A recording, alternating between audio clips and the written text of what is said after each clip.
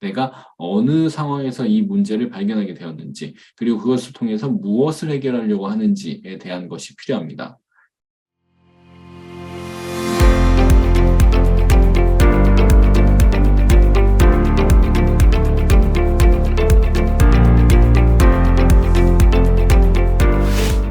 삼장 연구 설계에 대해서 이야기를 좀 해보겠습니다. 그 연구 설계를 하면서 연구 계획서를 써보자라는 제목으로 강의자를 좀 준비해봤는데요. 왜냐하면 4장이 연구 수행이다 보니까 여기서 연구 계획을 어느 정도 완성을 해야 우리가 그 다음 단계에서 수행을 하는데 문제가 없게 진행이 되거든요. 그래서 이제 이 연구 설계 과정에서 연구 계획까지 완성을 한다라는 가정을 두고 이야기를 좀 해보려고 합니다. 네, 전체 화면으로 해두고 같이 한번 볼게요. 그 이쪽에 그 간단한 그림을 가지고 왔는데 이 그림은 외국에서 그린 그림입니다. 자, 그 남자가 여자에게 Will you marry me? 나랑 결혼해 주겠습니까? 라고 질문을 하죠. 질문을 했을 때 여자의 반응이 아주 단호하게 no라고 이야기를 합니다. 자, 여자는 왜 결혼을 왜 허락하지 않았을까요? 뭐가 마음에 안 들었을까요? 남자가 그 아무 생각 없이 여자한테 처음 본 여자한테 결혼하자고 얘기하진 않았을 거예요. 그죠?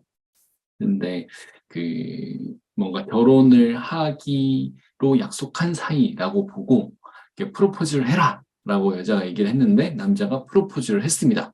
근데 실패했어요.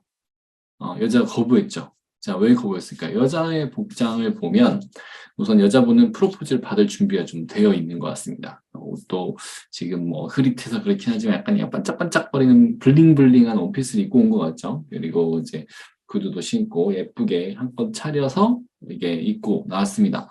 그런데 남자는 어때요? 물론 저 사람이 원래 어떤 사람인지 잘 모르겠으나 보니까 이제 그림상으로 표현되기에는 수염도 안 깎은 것 같고, 그죠? 면도가 안 돼 있는 상태 같죠? 그리고 손에 뭔가 반지 같긴 한데 이제 그 꽃다발 같은 거, 이렇게 기타 준비가 하나도 안 돼 있는 것 같고, 그리고 옷도 이게 너무 깔끔하지 않은 것 같고요. 뭐 아무튼 뭔가 준비되지 않은 것 같아요, 그죠? 대충 쓴 한 것 같다. 자, 우리가 그 연구 계획서라고 말하는 그 영어 표현을 proposal이라고 합니다. 여기 있죠? 자, proposal이라고 하는데 프로포즈에 뒤에 SAL로 AL을 붙인 게 이제 연구 계획서.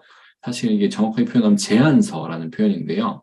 우리가 연구 계획서를 쓸 때 여러분들이 아무 목표 없이 쓰진 않습니다. 자, 그러면 다른 사람들이 쓴 연구 계획서 혹은 이 사람이 프로포즈에 실패한 이유를 알아야 됩니다. 왜 실패했을까?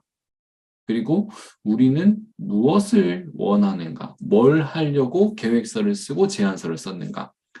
그리고 제안서가 수락되는 거. 계획서가 여러분들이 이제 R&D를 하면 학교에서 다 뽑혀가지고 여러분들이 R&D에 선정됐을 수도 있지만 여러분들이 R&D 계획서를 해서 이제 뽑혀야 연구를 진행할 수 있을 수도 있어요. 물론 뽑히지 않아도 연구를 할 수 있긴 합니다만 뽑혀야 하는 이유도 있죠. 연구비 지원을 받아야 된다거나 아니면 어떤 대회에 출전하기 위해서는 계획 단계에 선정이 되어야 됩니다.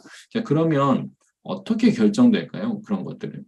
이런 부분을 알아야 우리가 연구를 할 수 있고 이 부분에 대해서 정확하게 이해하고 있어야 연구 계획을 잘 쓸 수 있다는 거죠.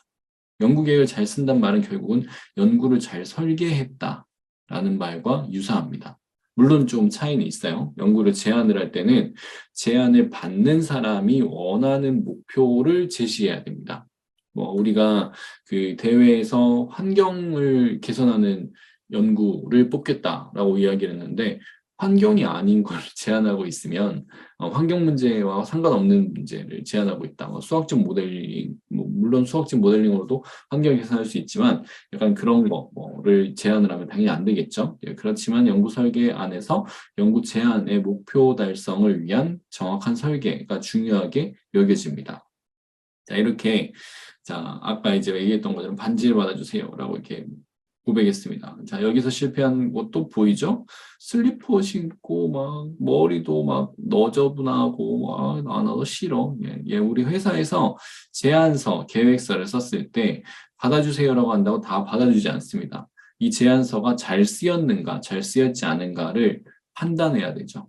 자, 반대로 이 제안서와 계획서가 잘 쓰였다면, 우리 프로포즈하는 사람이 아주 잘 준비했다면 이 제안서가 수락이 될 수 있어요. 계획이 완성이 잘 되었다면 수락될 수 있겠죠. 이런 그림도 쓸 수 있겠습니다.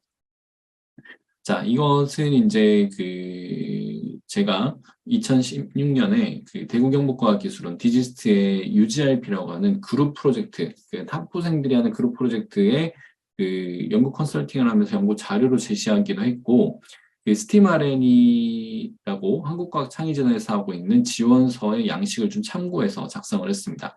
여기 보시면 이제 까만색이랑 파란색 정도는 이제 원래 적혀 있던 내용들이고, 빨간색을 제가 좀 필요하고 그림 같은 걸 제가 넣었는데요. 보시면 연구 계획서를 쓸 때 일반적으로 서론으로 연구의 필요성과 목적, 그다음에 연구 문제에 대한 구체적 혹은 선언적 진술, 연구의 제한점들이 들어가야 됩니다. 자, 연구의 필요성과 연구의 목적은 이 단원에서 했던 연구 문제를 발견하는 것에서 제가 지금 말씀을 드렸죠. 우리 연구 문제를 찾을 때도 내가 어느 상황에서 이 문제를 발견하게 되었는지, 그리고 그것을 통해서 무엇을 해결하려고 하는지에 대한 것이 필요합니다. 근데 무엇을 해결하는지 필요한 거에 따라 이야기를 할 때 변인이 들어가야 돼요, 사실. 가설을 검증하기 위해 어떠한 변인을 해결해서 혹은 이 변인 간의 어떤 관계를 밝혀서 라는 표현이 들어가겠죠. 그런 것들에 대한 게 연구 설계에 다 들어가기 때문에 그런 구체적인 부분 좀 뒤에 설명을 드리고요. 자, 연구 문제에 대한 선언적 진술이 필요합니다. 그래서 이제 보면 무엇을 위해 어떤 것을 규명하겠다. 뭐 이런 식으로 써주면 좋겠죠. 자, 두 번째로 이론적 배경이 들어가는데 선행 연구로부터 얻은 지식을 쓰고 끝나는 게 아니라 사실 선행 연구에서 무엇을 못 밝혔고 선행 연구가 어떤 한계가 있어서 우리는 이것을 위해 무엇을 하고자 한다라는 그 제안으로 끝나면 조금 더 좋습니다. 그 다음에 연구 내용 및 방법을 쓰면서 연구 전체 내용을 이러한 뭐 인포그래픽이나 로드맵 같은 거로 제시를 해주면 좋죠. 뭐 픽토그램이나 간단한 이미지 같은 것도 파워포인트로 제작하면 좋은데요. 여기는 이제 치매 치료 가능성을 제시한 줄기세포에 대한 연구에 대한 내용을 조선일보에 나온 걸 제가 가져갔고요. 이거는 이제 제가 스팀 RNA 교사 연구를 할 때 만들었던 이제 로드맵이기도 합니다. 뭐 지금 이거보다 이제 훨씬 더 깨끗하게 깔끔하게 잘 만들긴 하지만 이제 한 7년 전에, 6년 전에 만든 것 같아요. 자, 그 다음에 이제 이 연구 내용 및 방법에 대한 이런 그림을 가지고 연구 대상을 설명하고 연구 내용과 연구 과정을 써야 됩니다. 그리고 세부 연구 방법까지 써야 되죠. 자, 연구 대상에서는 왜 이 연구 대상을 선택했는가? 물론 생명과학 분야가 있는데 나머지도 그럴 수 있습니다. 연구 대상의 장점, 단점, 한계, 가능성 및 모델 시스템에 대해서 다 설명을 할 수 있으면 좋습니다. 그다음에 원래 연구 목적에 해당하는 세포와 연구에 사용하는 대체 세포, 뭐 생물이라면, 혹은 우리는 연구 목적에 해당하는 이런 그룹에 대한 연구를 하는데 이게 잘 안 되기 때문에 이러한 대체 자료를 사용한다. 라고 이야기를 할 수 있겠죠. 대상이 대체될 경우에는 대체 가능한 근거를 명확하게 설명해 줘야 됩니다. 이런 부분들이 다 적혀 있으면 안 적힌 사람보다는 훨씬 좋겠죠. 연구 내용은 무엇을 연구하겠다라는 내용을 쓰면 되는데 과정을 세분화하라고 했죠. 이게 뭐냐면 제가 연구 문제에서 2단계 이야기하면서 레이어, 문제를 층층이 나눈다고 말씀드렸잖아요. 이 층층을 나누는 것을 연구 1, 연구 2, 연구 3, 연구 4, 뭐 이런 식으로 표현할 수 있어요. 자, 그러면 이제 그런 부분들을 내용에도 간단하게 쓰고 이 전체 연구 과정을 그렇게 1, 2, 3, 4로 세분화한 다음에 그 세분화된 연구 각 1, 2, 3, 4 연구별로 어떤 연구 방법을 취할 건지를 적어주면 좋겠죠. 그리고 혹시 여러분들이 과학 실험과 관련된 혹은 공학 설계 등 관련된 실험을 한다면 분석 방법도 기술하면 좋습니다. 자, 연구 추진 체계 및 일정을 뭐 이런 식으로 적는다. 그리고 예상 결과, 기대 효과 이런 부분 적는데요. 자, 이런 거는 이제 연구 설계, 연구 제안서를 쓸 때 이런 부분이 필요하다는 거고, 그다음에 이제 여기도 그냥 간단히 설명드리면 스팀 RNA에서 쓰는 거긴 한데 지도 교수나 그다음에 우리 팀원들의 역할, 공동 지도 자문의 역할들을 미리 계획을 다 해두고 연구를 진행하면 훨씬 더 잘 됩니다. 그리고 누군가 버스 타는 일도 잘 없고요.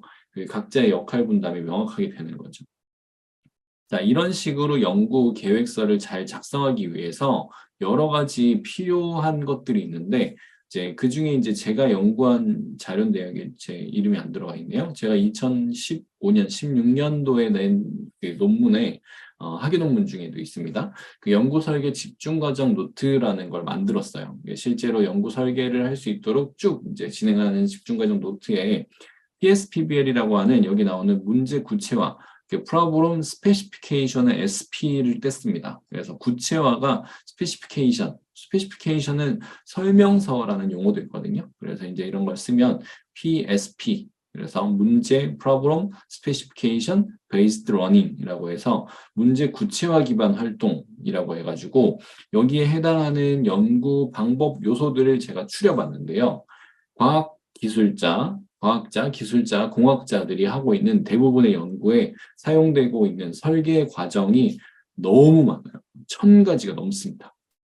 그래서 이제 그 내용 중에 공통적으로 모든 연구에서 쓸 수 있는 요소들은 무엇을 있을까라고 찾아가지고 과학자와 공학자가 공통적으로 쓰는 것들, 그 다음에 이제 문헌 연구에 나오는 것들, 여러 가지 요소들을 좀 정리를 해보니까 이렇게 한 50가지 정도 나오더라고요. 50가지나요? 엄청 많죠. 그래서 이 많은 것들을 다 하긴 힘들지만 이런 과정들이 필요하다는 것은 여러분들이 좀 알고 넘어가시면 좋습니다. 사실 이 과정을 가지고 제가 집중 과정을 몇 번 수행해 봤는데요.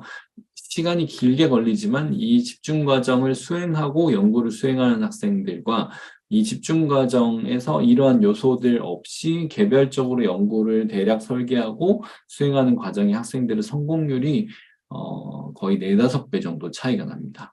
그리고 사실 이 집중 과정 꼭 해는 아니고요. 이 요소들을 가지고 설계를 한 경우 거의 90% 이상 연구가 성공리에 마무리가 되기도 하고요. 그래서 이제 이런 것들에 대한 요소가 필요한데요. 여기 나오는 이 요소들을 어떻게 할 수 있는가에 대한 부분은 혹시 각 학교에서 필요로 하시면 저에게 개별적으로 부산 과학영재교육을 통해서 요청하시면 제가 자료를 공유해 드리도록 하겠습니다. 근데 이제 한 가지 문제가 있는데요. 이 앞에 나와 있는 이 8가지 단계는 일반적인 이공계 전문가들이 연구하는 순서입니다. 왜냐하면 이공계 전문가들은 각자 본인들이 연구하고 있는 영역 구체적 지식이 있어요. 그러니까 우리 백그라운드 지식이라고 하죠. 우리 분야에서 어떤 연구가 진행되고 있는지 이미 알고 있습니다. 그래서 그 분야의 지식을 활용해서 어떤 연구가 필요하겠다, 어떤 가치를 구현해야겠다라고 정해서 문제를 정리하고 이해합니다. 그러면 누구랑 같이 연구하면 될지를 정한 다음에 해결 방안을 찾아보고 연구 방법을 구성해서 모델을 세우고 설계를 하면 연구 방법이 정리가 됩니다. 그런데 여러분들은 지금 여러분들이 연구하고자 하는 영역에 대한 구체적 지식이 솔직히 부족하잖아요. 없잖아요. 그러면 이 방법을 따라서 여기서부터 시작을 하면 여러분들은 공부만 하다가 고등학교를 졸업해야 됩니다. 자, 그래서 우리가 이공계 전문가들하고 예비 전문가들을 위한 연구 순서는 어떻게 하면 좋을까에 대한 논의를 해봤고요. 그것에 대해서 과학자, 공학자, 영재학 쪽 교사들 함께 요소 적용 순서에 대한 논의를 진행을 했는데 우선 아까 이제 우리가 2단계에서 문제 발견을 먼저 했잖아요. 그래서 연구 문제 발견을 하는 과정을 문제 이해로 보통 표현을 하거든요. 연구 문제 자체를 우리가 이해해야 되니까. 그래서 연구를 이해하는 문제 이해 과정을 먼저 거치고 문제를 찾아보는 겁니다.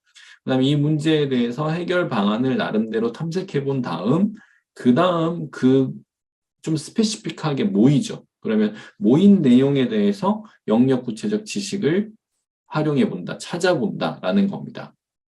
그래서 이 문제가 해결 가능한 상황인가? 아니면 우리가 괜한 걸 건드렸나? 혹은 이미 다 되어 있는가라는 걸 판단하잖아요. 그러니까 문제 이해 단계에서 이 정도가 진행이 될 수 있어요.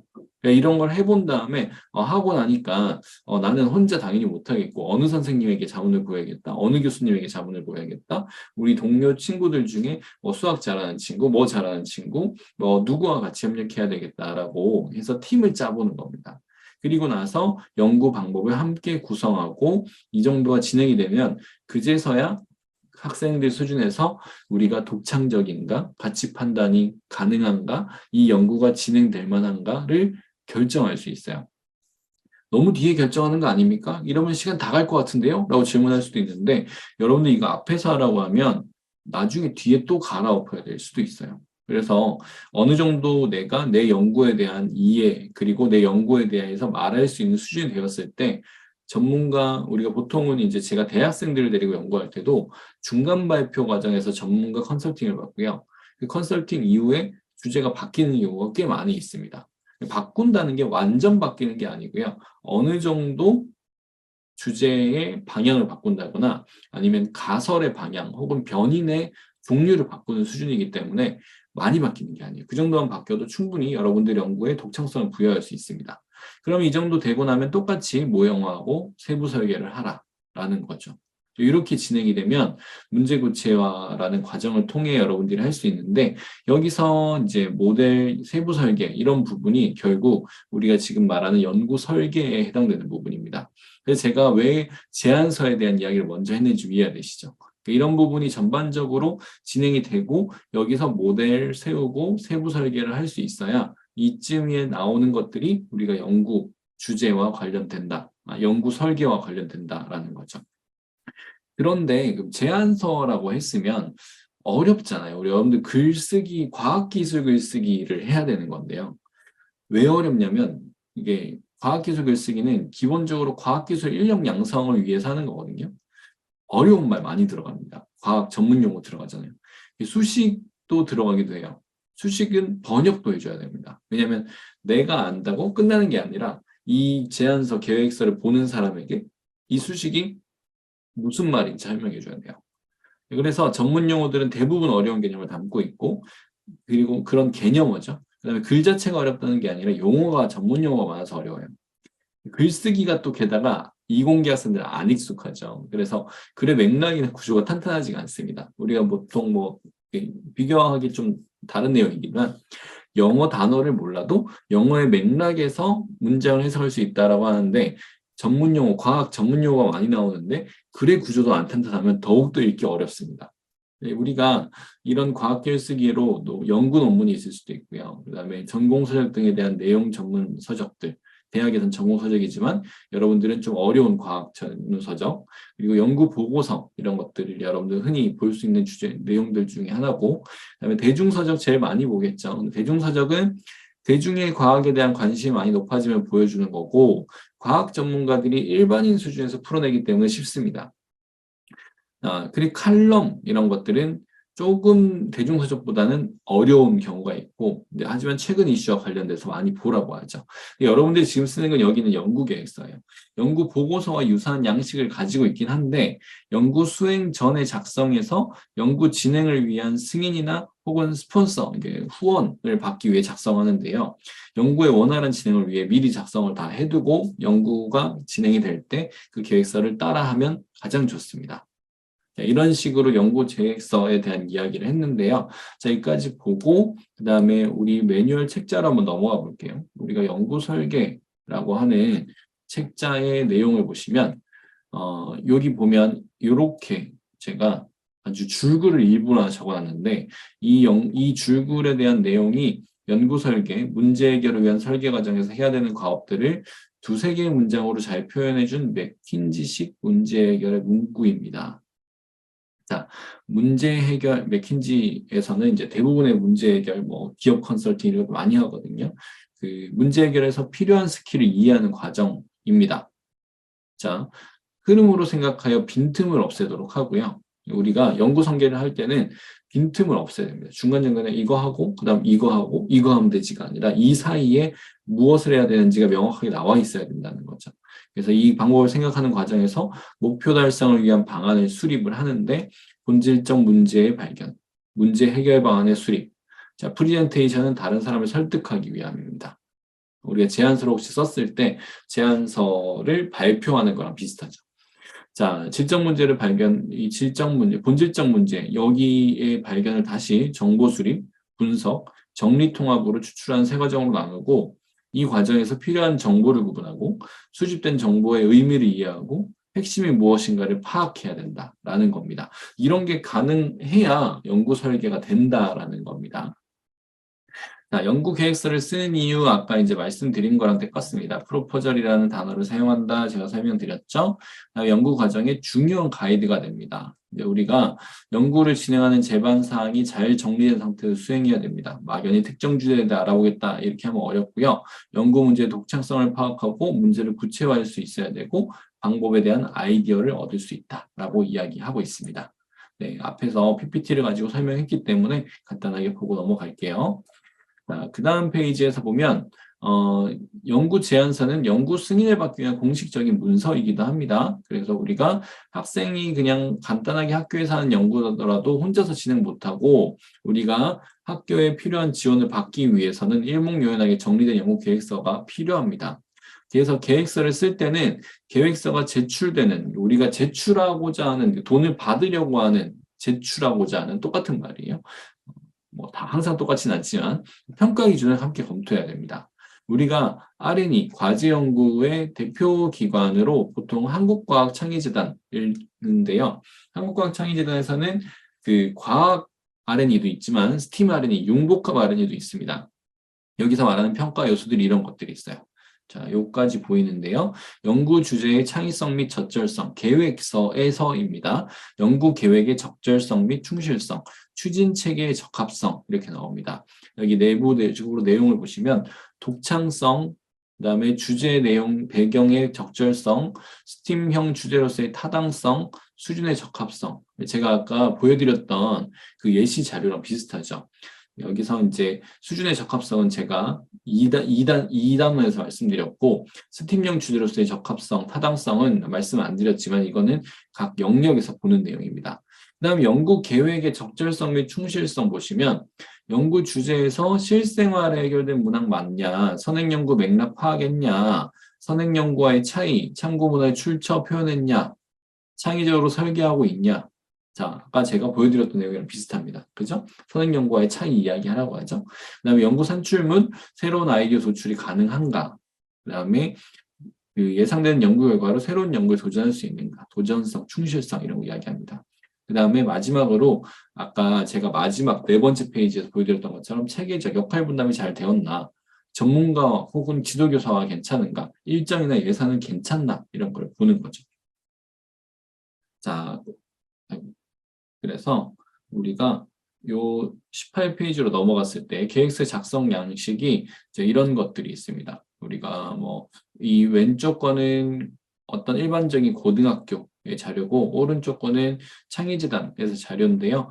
사실 크게 다르지 않아요. 그러니까 이름이 좀 다른 거지 써야 되는 내용들은 거의 다 비슷하다고 보시면 됩니다. 표지라는 게 있는데요. 사실 표지에는 뭐 표지를 예쁘고 멋있게 꾸미는 게 중요한 게 아니라 기본적인 사항이 들어가야 되는데 제일 중요한 건 연구 제목입니다. 그리고 이 제목만 읽어도 무슨 연구구나 라는 게 보여야 되는데요. 너무 관례적인 표현은 좀 안 쓰는 게 좋습니다. 어떤 것에 대한 연구 이렇게 쓰는 것보다는 이제 내가 뭐 조금 더 그 창의적이고 독창적인 아이디어가 잘 드러나고 우리 연구의 주요 키워드들이 드러나는 게 좋죠. 연구 요약문이 들어가는 경우들이 있어요.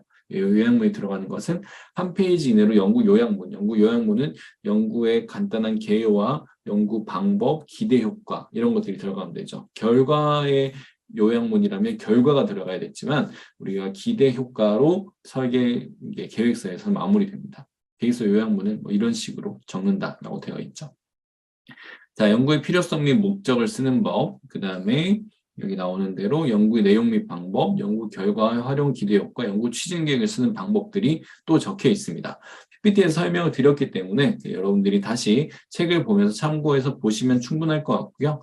월별 연구 추진 계획, 사업 활동비 소요 계획 이런 것들도 이런 것들은 여러분들이 당장 쓰기는 어렵지만 초안을 작성해서 선생님에게 도움을 받는 게 좋겠죠. 그리고 우리가 받을 수 있는 금액이 얼마인지 그리고 선생님 당연히 여러분들을 지도해 준 선생님이기 때문에 선생님들 수당도 들어가겠죠. 선생님들 수당 외에 우리가 쓸 수 있는 실제 금액들을 어떤 부분이 우리가 쓸 수 있는지 이런 부분은 선생님에게 도움을 반드시 구하는 게 좋습니다.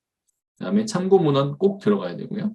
그 다음에 연구 참여자들 간의 아까 말씀드렸던 협업에 대한 계획들 들어가야 됩니다. 자, 실험 설계에서 고려해야 될 부분, 제가 이 부분을 중요하게 말씀을 드리는데요. 주요 변인 및 가설 설정이 들어가야 됩니다. 자, 어떤 변인을 조절하며 실험을 할 것이며 그 변인을 조절했을 때 일어나는 결과가 어떻게 예상되는가가 연결되는 게 가설이에요. 가설은 근거가 있어야 됩니다. 예상은 그냥 이런 결과 나올 거야 라고 하지만 가설은 이러하기 때문에 이런 결과가 나올 거야 라는 내용이거든요. 그래서 해당 연구 문제에 대한 해답을 얻기 위해서는 가능한 변인을 설정하고 측정 가능해야 되죠. 가능한 변인을 설정하고 우리가 독립 변인에서 그 종속 변인에 해당되는 겁니다. 결과 변인. 그다음에 이 결과 변인이 어떻게 일어나는가에 대한 조작 변인과 통제 변인이 필요하죠. 자, 그래서 조작적 정의가 들어갑니다. 자, 매미자석을 가지고 이제 예를 들었는데 이 2탄에서부터 얘기를 하니까요. 2단원에서부터 우리가 매미자석의 어떤 것들, 소리가 어떻게 달라지는가를 할 때 매미자석을 어떻게 부딪히는가가 조작 변이가 될 수 있겠죠. 그러면 어떤 소리가 난다라는 건데 여기서 어떤 소리라는 것을 어떻게 측정하는가에 대한 그 계획이 있어야 된다고 그랬죠. 그런 게 측정 가능한 변인을 설정한다라는 겁니다.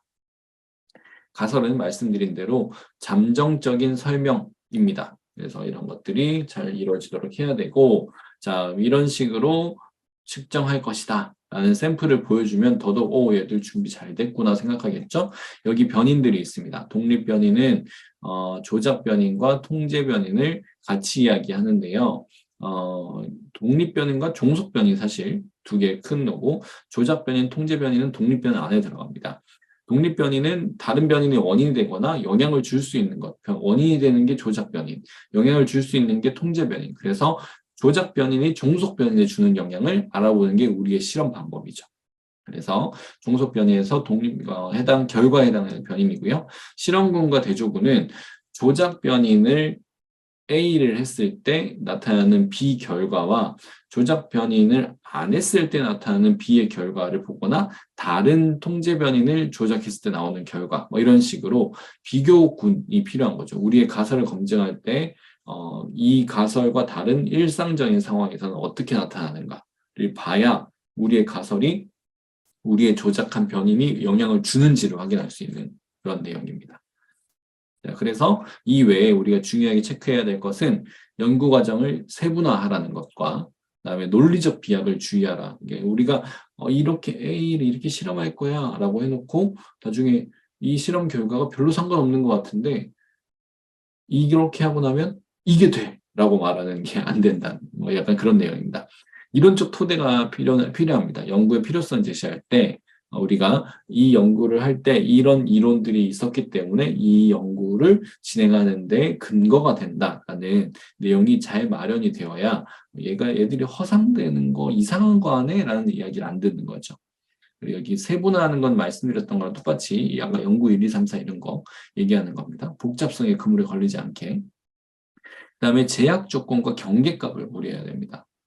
우리가 예를 들어서 이제 단진자 운동, 이게 진자 운동에 대한 실험을 하는데 몇 도 이상 진자를 더 높은 데 떨어뜨리면 진자 운동이 아니라 수직 낙하할 수 있죠. 이런 것들 경계값.